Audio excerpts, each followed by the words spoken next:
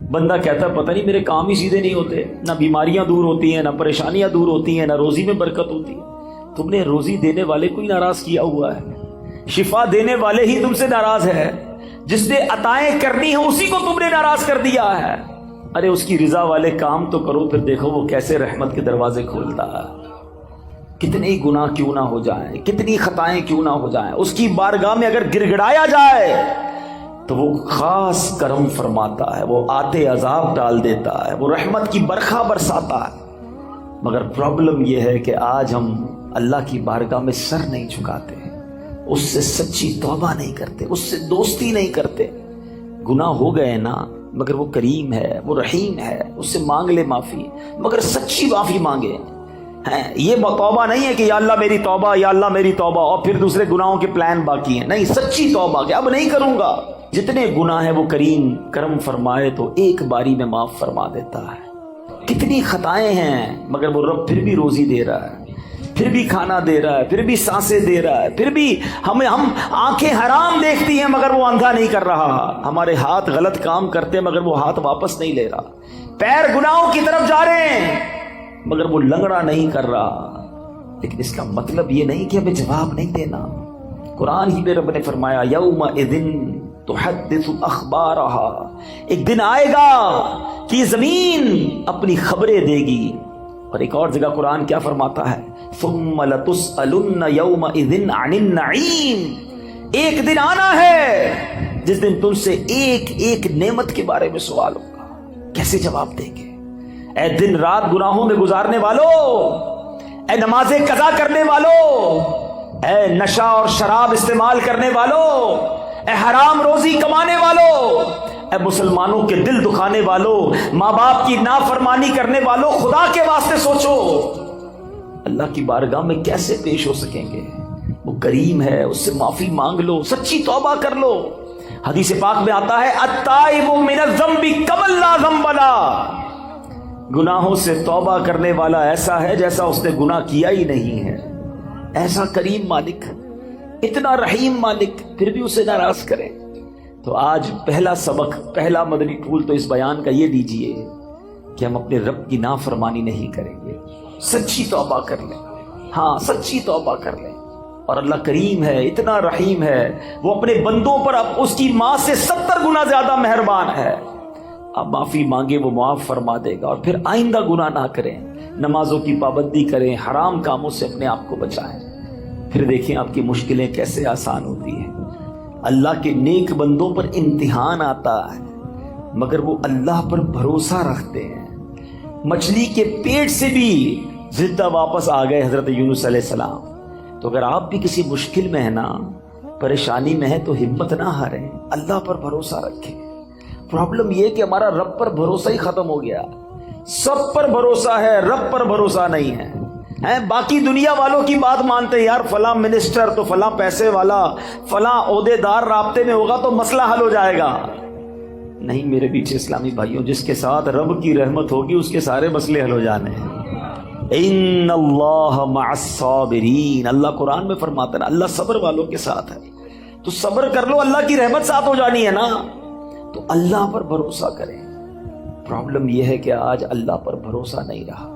بعض اوقات تو ایسے جملے لوگ کہہ دیتے ہیں کہ وہ کفریہ کلمات کی طرف چلے جاتے ہیں۔ یقین جانیں اللہ کریم ہے، وہ رحیم ہے، وہ واقعی ہمارے لیے بہترین فیصلہ کرنے والا ہے، لیکن ہم بعض اوقات اس معاملے میں غلطی کر جاتے ہیں۔ ایسا نہ کریں۔ بزرگان دین اپنے بچوں کو توکل کا درس کیسے دیتے تھے؟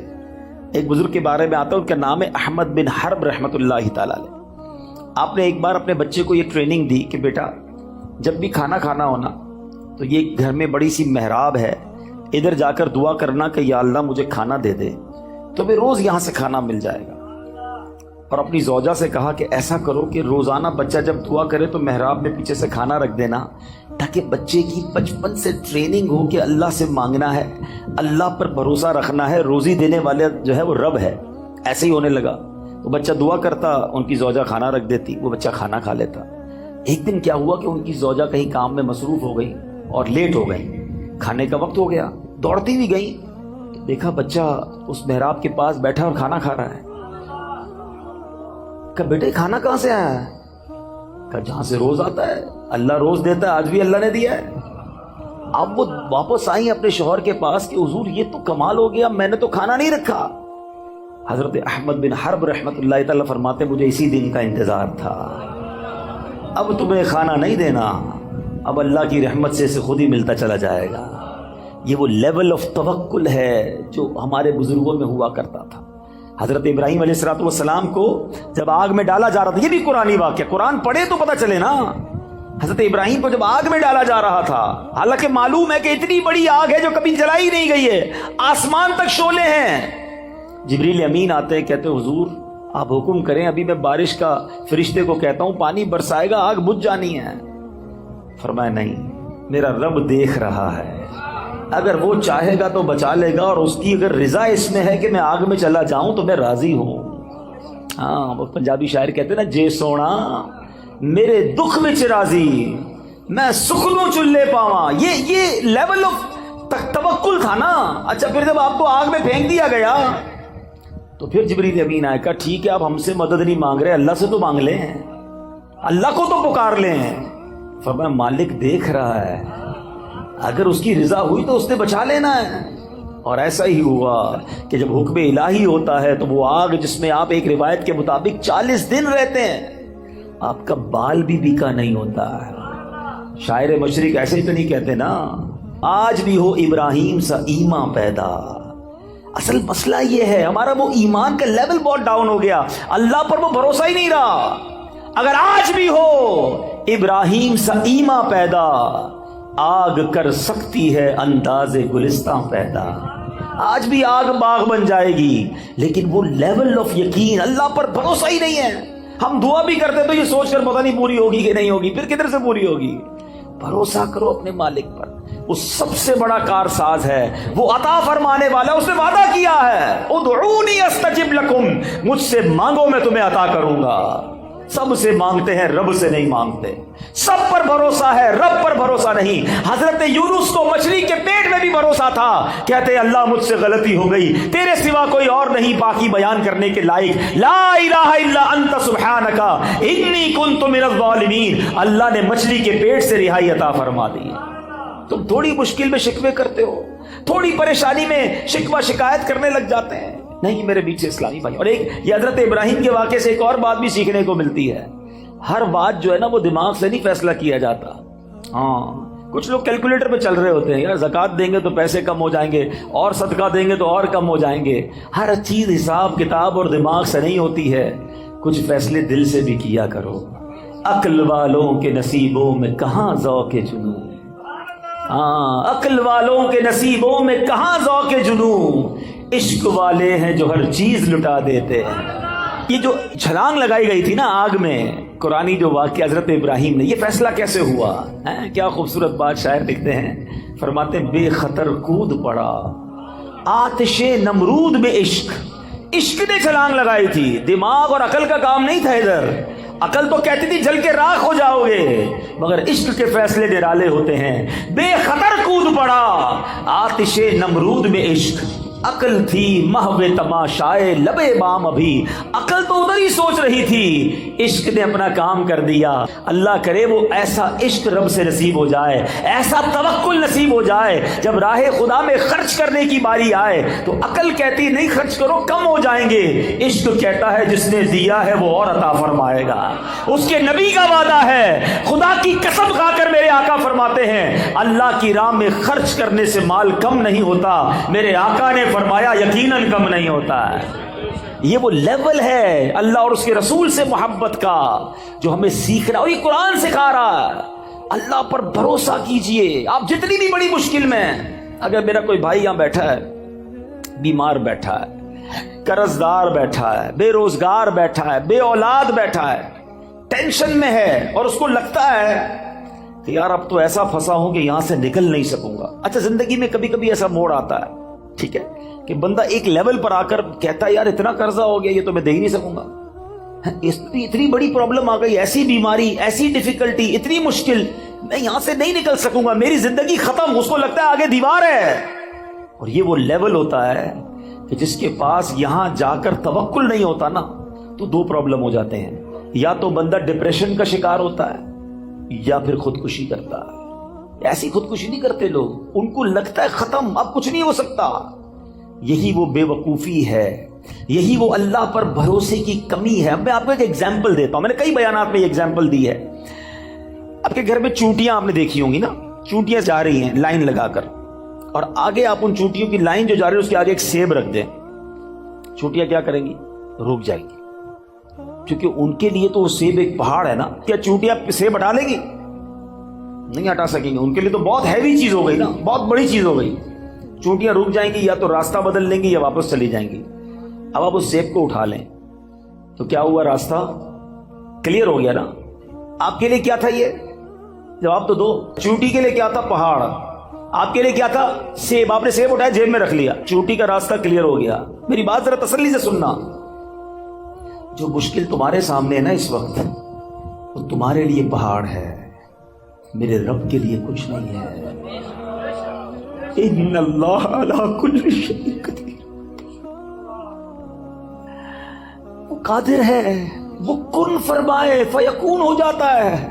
ارے میری عقل تھوڑی، میرا دل چھوٹا، میرے حوصلے تھوڑے، مجھے لگ رہا ہے پھنس گیا، مجھے لگتا ہے مر گیا، مجھے لگتا ہے نہیں نکل سکوں گا۔ ارے مانگو نا اس سے مدد جو قادر ہے، جو خالق ہے، جو مالک ہے۔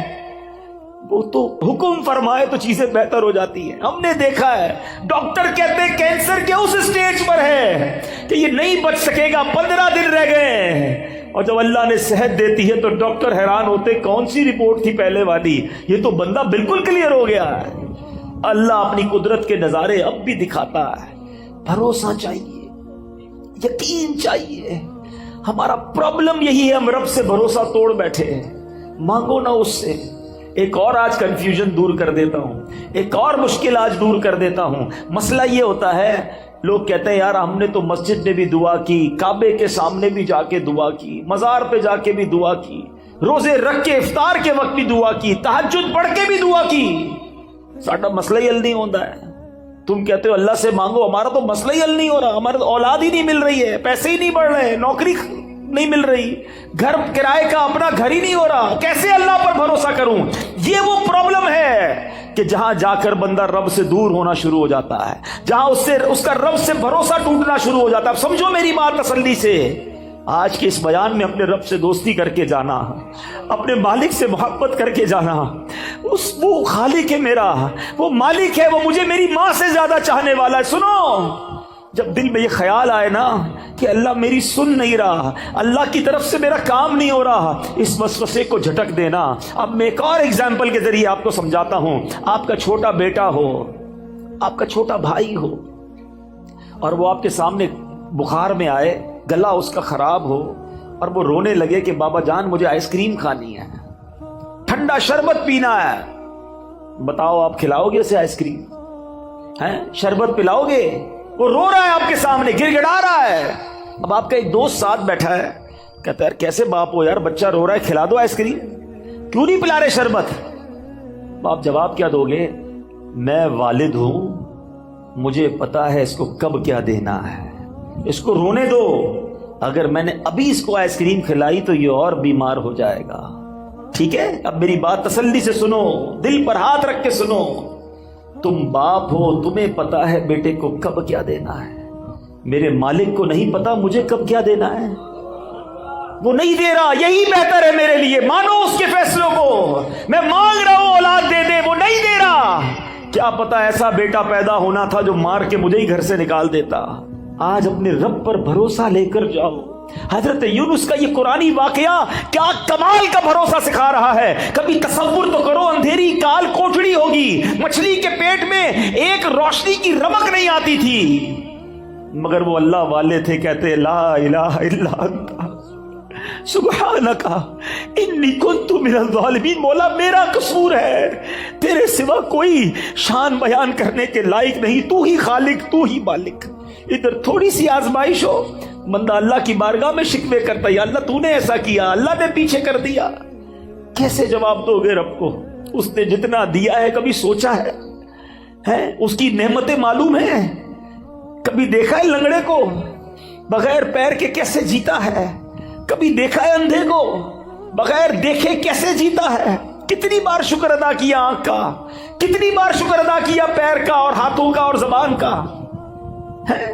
کبھی دیکھا ہے ڈائلسس کے مریض کو جس کے گردے فیل ہو جائے, پانی نہیں پی سکتا, ڈاکٹر کہتے پورے دن میں 1 گلاس پانی پینا, اس سے زیادہ نہیں, تمہارے لیے مشکل ہو جائے گی. ترستا ہے پانی پینے کو, ہر تیسرے دن جا کے ڈائلسس کراتا ہے. ہمارے گردے سلامت ہے, جتنا پینا ہے پیتے ہیں, جب پاس کرنا ہوتا ہے پاس کر دیتے ہیں, استنجا سے فارغ ہو جاتے ہیں. یہ نعمتیں یاد نہیں؟ ابھی پچھلے دنوں کرونا وائرس جب پیک پر تھا, اللہ ہم سب کو محفوظ رکھے. سانس کتنی بڑی نعمت ہے, یہ کرونا نے سمجھا دیا لوگوں کو کہ جب آکسیجن نہیں آتا ہے نا, انسان کہتا ہے ساری دولت لے لو میری, مجھے یہ سانس مل جائے, یہ سانس نہ رکے. اس کے پھیپھڑے پمپ کرتے ہیں مگر اسے سانس نہیں مل رہی ہوتی ہے. اس وقت کتنی دیر سے بیٹھے ہو اس ہال میں, کتنی سانسیں لینی, لے بھی لی اور نکال بھی لی, پتہ بھی نہیں چلا. کبھی سوچا یہ اللہ کی کتنی بڑی نعمت ہے, شکر ادا نہیں کرتے, اللہ سے شکوہ کرتے ہو. نہیں میرے بیٹے اسلامی بھائی, اس کی بارگاہ میں ہمیشہ سر جھکائے رکھنا, اور اس کی شان تو دیکھو. وہ فرماتا ہے لئن شکرتم لازیدنکم, تم میرا شکر ادا کرو میں تمہیں اور عطا کروں. کچھ بھی تو نہیں کرنا, اے اللہ تیری مہربانی, تو نے مجھے کروڑوں سے اچھا بنایا, شکر کرو نا. کیوں کہتے ہو میں پیچھے رہ گیا؟ ارے میں کروڑوں سے اب بھی آگے ہوں. اصل مسئلہ یہ کہ ہم نے اپنی سوچ کا دھارا چینج کر دیا ہے. اگر آپ کو پرسکون زندگی گزار رہی ہے, میں آج آپ کو فارمولہ دیتا ہوں, اگر پرسکون زندگی گزار رہی ہے نا, تو نیکیوں میں اپنے سے آگے والے کو دیکھو, نعمتوں میں اپنے سے پیچھے والے کو دیکھو. ہمارا معاملہ ہی الٹا ہے, ہم نیکیوں میں پیچھے والے کو دیکھتے ہیں. ہم کہتے ہیں یار میں 5 وقت نماز پڑھتا ہوں, وہ تو پڑھتا ہی نہیں ہے.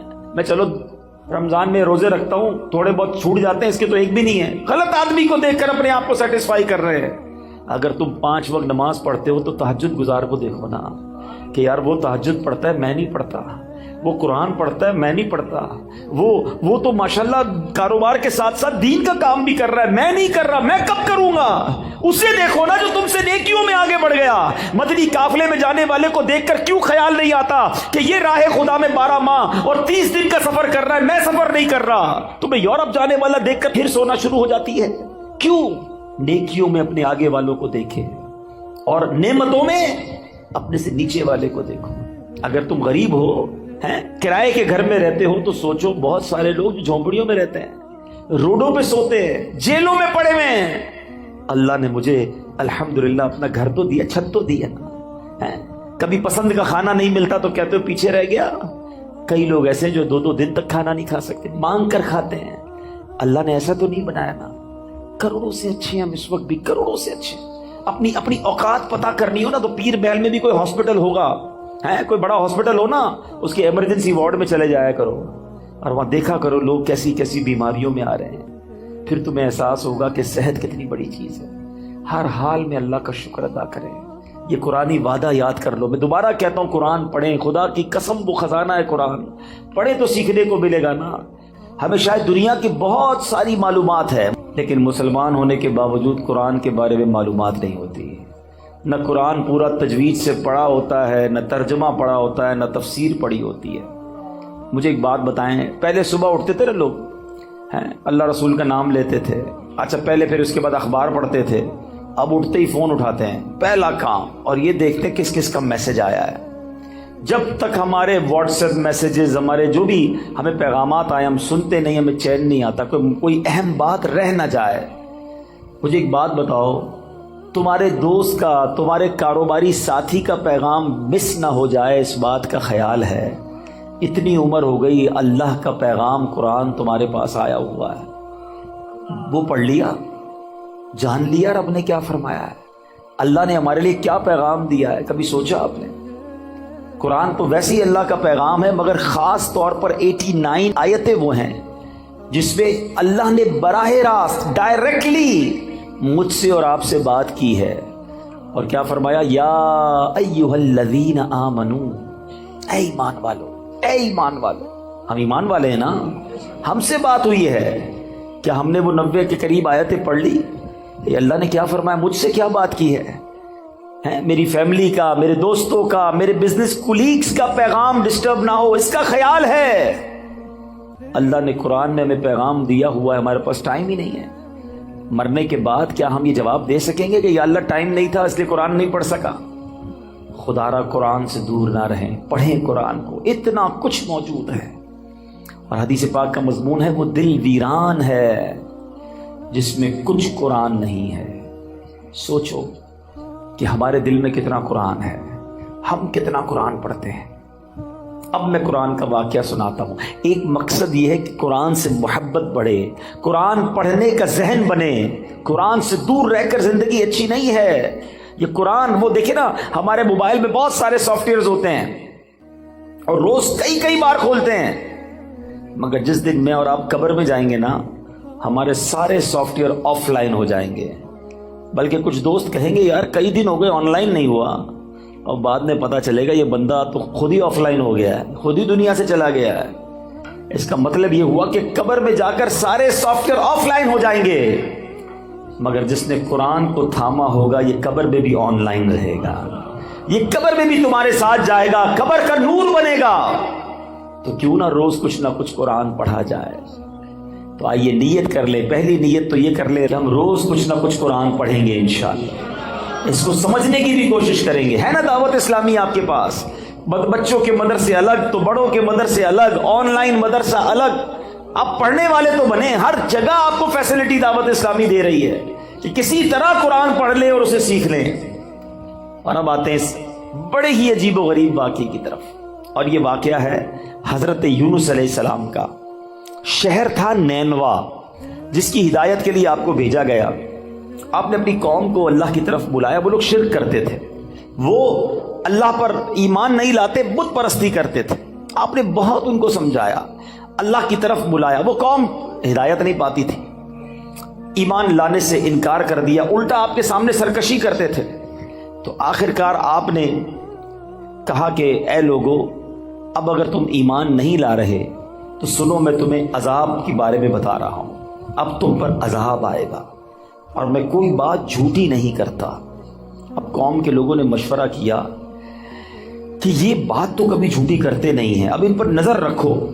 اگر تو یہ راتوں رات ہمارے شہر سے چلے جائیں نا تو سمجھ لو عذاب آنے والا ہے. کیونکہ اگر یہ اللہ کے نبی ہیں تو جس شہر میں اللہ کے نبی ہوتے ہیں وہاں عذاب نہیں آتا. وہ قوم بت پرست بھی تھی مگر یہ بات بھی مانتی تھی. آپ پر فوکس کیا, آپ پر نظر رکھی, اور دیکھا کہ رات آپ شہر سے باہر تشریف لے گئے. صبح ہوئی تو عذاب کی بدلیاں یعنی عجیب و غریب قسم کے بادل آنا شروع ہو گئے. قوم سمجھ گئی کہ اب عذاب آنے والا ہے. حضرت یونس کو ڈھونڈو. انہوں نے تلاش کیا, حضرت یونس پورے شہر میں نہیں ملے. اب قوم نے سمجھ لیا کہ عذاب آنے والا ہے. اب اس قوم نے کیا کیا کہ وہ ڈر گئے, کانپ گئے, اپنے بچوں کو لیا, عورتوں کو لیا, مویشیوں کو لیا, اور پھٹے پرانے کپڑے پہنے اور جنگل میں نکل گئے, اور رو رو کر اللہ کی بارگاہ میں توبہ کرنے لگے. حضرت یونس علیہ السلام پر اقرار اور ایمان لانے کی نیتیں کرنے لگے. شوہر بیوی سے الگ ہو گیا, مائیں بچوں سے الگ ہو گئیں, سب کے سب استغفار شروع کر دیا, گر گڑا کر رونے لگے. عذاب کے بادل آ چکے تھے مگر یہ روتے رہے, گر گڑاتے رہے. جو مظالم آپس میں انہوں نے کیے تھے, ایک دوسرے سے معافیا مانگنے لگے. کسی کی حق تلفی کی تھی اس کا حق واپس لوٹا دیا. سچی توبہ کر کے کہتے ہیں یا اللہ ہم حضرت یونس کے رب پر ایمان لائے, وعدہ کرتے ہیں ہمیں معاف فرما دے. اللہ کریم کو ان لوگوں کی اس گریہ وزاری پر, مخلصانہ گریہ وزاری پر, بے قراری پر رحم آیا اور عذاب اٹھا لیا گیا. دھواں اور عذاب کی بدلیاں جو تھیں, وہ بادل عجیب و غریب وہ دفع کر دیے گئے. شہر میں لوگ آئے اور امن و چین کے ساتھ رہنے لگے. اللہ کریم قرآن مجید میں اس کے بارے میں کیا ارشاد فرماتا ہے. قرآن کی پوری سورت کا نام سورہ یونس ہے, یہ پورا واقعہ اس میں موجود ہے. اللہ سورہ یونس میں ارشاد فرماتا ہے تو ہوئی ہوتی نہ کوئی بستی کہ ایمان لاتی تو اس کا ایمان کام آتا. ہاں یونس کی قوم جب ایمان لائے ہم نے ان سے رسوائی کا عذاب دنیا کی زندگی میں ہٹا دیا اور ایک وقت تک انہیں برتنے دیا. یاد رہے کہ اللہ کی قدرت کا ایک اصول ہے کہ جب قوم پر عذاب آ جاتا ہے تو عذاب آنے کے بعد तौबा मुफीद नहीं रहती, तौबा कबूल नहीं की जाती। मगर यूनुस अलैहिस्सलाम की कौम पर यह एहसान हुआ कि अजाब की बदलियां आ चुकी थी, मगर जब वो ईमान लाए तो उनसे अजाब को उठा लिया गया। अब माजरा ये हुआ, अल्लाह के नबी थे, आपको बता दिया गया था कि अजाब आना है, आपने अपनी कौम को बताया कि अजाब आने वाला है, खुद चले गए थे। आप जब वापस आए तो देखा कौम चैन से रह रही है, कोई अजाब नहीं आया। तो लोगों ने कहा कि हुजूर आप अपनी कौम में तशरीफ ले जाएं। फरमाया मैं कैसे जाऊं, अब मैं कौम में जाऊंगा, ये लोग तो मुझे झूठा समझेंगे और मुझे कत्ल कर देंगे, मैं तो इनको कहकर आया था अजाब आएगा। आप अपनी कौम की तरफ जाने की बजाय आप उस कौम से दूर समंदर की तरफ चले गए, कश्ती में बैठे। जब वो कश्ती आगे जाती है तो बीच समुद्र में जाकर वो कश्ती रुक गई। उस जमाने के लोगों का ये मानना था कि बीच में कश्ती जब ही रुकती है जब कोई भागा हुआ गुलाम कश्ती में बैठा हो। तो लोगों ने कहा ऐसा करते हैं, कुरानदाजी करते हैं और देखते हैं कि कौन है जिसकी वजह से ये कश्ती रुकी है। अब जब कुरानदाजी की गई तो हजरत यूनुस का ही नाम निकल आया। उस कौम ने हजरत यूनुस को ही कश्ती से उतार कर पानी में डाल दिया, डुबो दिया पानी में। एक तरफ कौम बिछड़ गई, एक और आजमाइश कि अब आप पानी में डुबो दिए गए बीच समुद्र के अंदर। और अल्लाह का हुक्म देखें, अल्लाह की करनी देखें कि एक बड़ी सी मछली आई और हजरत यूनुस को निगल गई। अब आप मछली के पेट में हैं, अभी जिंदा हैं, एक काल कोठरी है, नजर कुछ नहीं आ रहा। अब हजरत यूनुस ने उस मछली के पेट में क्या पढ़ना शुरू किया, ला इलाहा इल्ला अंत सुब्हानका इन्नी कुन्तु मिनज़्ज़ालिमीन। ये कुरान में मौजूद है आयत, इसको आयत करीमा कहते हैं। आप ये दुआ करते रहे कि ऐ अल्लाह तेरे सिवा कोई जिसकी शान बयान की जाए, तेरे सिवा कोई नहीं जिसकी पाकी बयान की जाए, और ऐ अल्लाह मैं जालिमों में से हूँ। अपनी आजिज़ी का इजहार किया, अपनी इनकिसारी का इजहार किया, अल्लाह से मदद मांगते रहे। उसकी बरकत से अल्लाह पाक ने आपको उस मछली से कैसे नजात दी कि आप उस मछली ने आकर आपको किनारे पर आके उगल दिया, लेकिन आप बिल्कुल कमजोर हो गए थे, आपकी जिल्द भी बड़ी नरम हो गई थी, कई कई दिन मछली के पेट में रहे थे। अब अल्लाह की कुदरत का एक और नज़ारा ये हुआ कि उस साहिल के किनारे जो है एक बेल उगती है और आप उसके साए में आराम करते हैं, उसी से कुछ खाना पीना भी आपको मिलता है, आप में तवानाई आ जाती है। और अब आप अपनी कौम की तरफ जब जाते हैं तो कौम इंतहाई मोहब्बत और एहतराम के साथ आपको वेलकम भी करती है और ईमान भी ले आते हैं। ये वाक़या मैंने बड़े मुख्तसर अंदाज में आपको सुना दिया। सूरह यूनुस की तफसीर पढ़ें तो अंदाजा होगा कि अल्लाह की कुदरत के कैसे कैसे नज़ारे कुरान में मौजूद हैं। अकल हैरान हो जाती है कि मछली के पेट में हजरत यूनुस अलैहिस्सलाम कैसे जिंदा रहे। अल्लाह अकबर। तो ऐ मेरे मीठे इस्लामी भाइयों, अब इस वाक़े से हमें बहुत कुछ सीखने को मिलता है। हमें ये सोचना चाहिए कि मछली के पेट में आप कितना टाइम रहे। एक रिवायत के मुताबिक आप कई दिन मछली के पेट में रहे, मगर अल्लाह पाक की शान देखें कि रब ने बचाना था तो मछली के पेट में भी बचाए रखा है। जिंदा रखना हो कहते हैं जिसे अल्लाह रखे उसे कौन चखे।